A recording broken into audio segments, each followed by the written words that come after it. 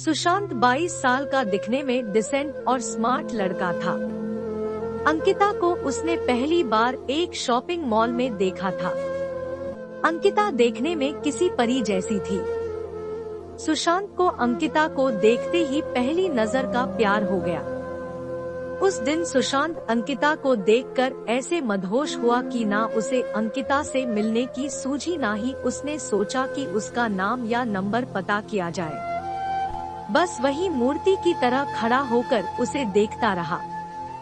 अंकिता थोड़ी देर बाद वहां से चली गई। अंकिता के चले जाने के बाद सुशांत का सुख चैन सब चला गया।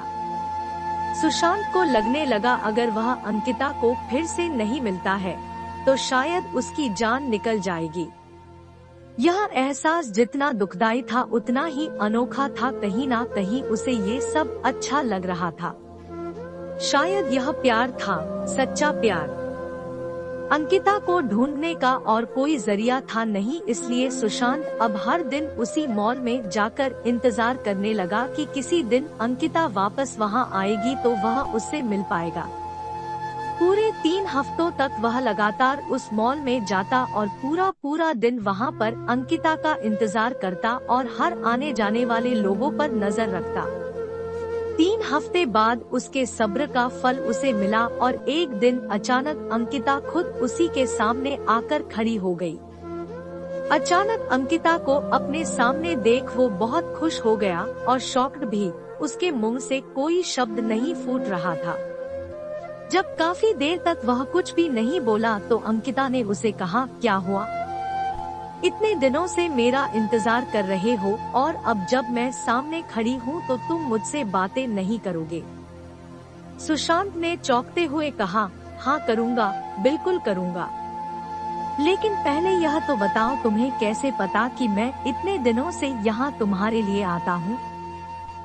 मुझे यह सब इसलिए पता है क्योंकि जिस दिन से तुमने मुझे देखा और उसके अगले दिन से तुम यहाँ हर रोज मेरी तलाश में आने लगे, उसी दिन से मैंने भी तुम पर जासूसी करना शुरू कर दी थी, अंकिता ने कहा।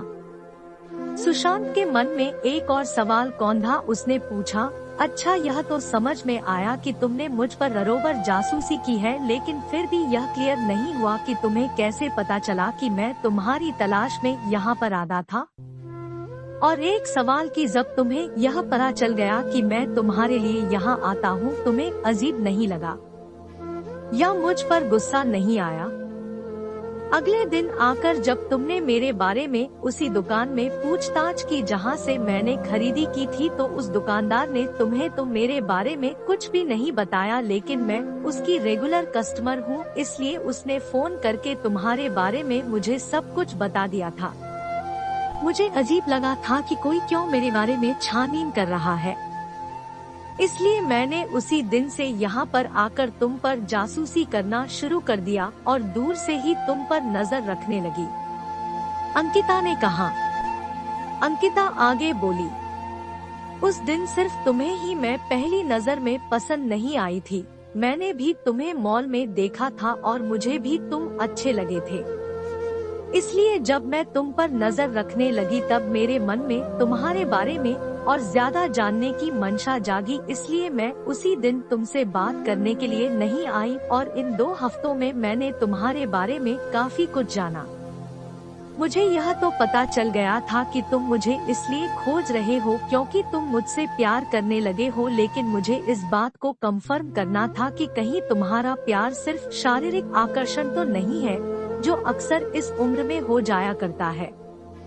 लेकिन जैसे जैसे दिन बीत गए और मैंने देखा कि तुम बिना धीरज कोई और बिना इंटरेस्ट यूज किए उतनी ही शिद्दत से मेरे लिए यहाँ आते थे और मुझे तलाशते रहते थे, तो मुझे यकीन हो गया कि यह महज एक आकर्षण नहीं है बल्कि तुम सच में मुझसे प्यार करने लगे हो। और इस बात को तब और ज्यादा मजबूती मिल गई जब मैंने देखा कि मॉल में मुझसे भी ज्यादा सुंदर लड़कियाँ तुम्हारे पास से गुजरती थी, लेकिन तुम उनमें सिर्फ मेरा चेहरा देखना चाहते थे। इन 2 हफ्तों में तुम पर नजरें रखते रखते मेरे दिल में भी तुम्हारे लिए प्यार जाग गया और मेरा प्यार भी आकर्षण नहीं है क्योंकि मुझे भी अब बिना तुम्हें देखे चैन नहीं आता है। और मैं भी वही चाहती हूँ जो तुम चाहते हो, इसलिए आज मुझसे रहा नहीं गया और मैं तुम्हारे सामने आकर खड़ी हूँ। सुशांत ने अंकिता को अपना नाम बताया और उसका नाम पूछा और उसे प्रपोज किया। अंकिता ने हाँ कहा और दोनों के ही चेहरों पर अपने सपनों के हमसफर से मिलने की खुशी चमक उठी और एक प्यारी सी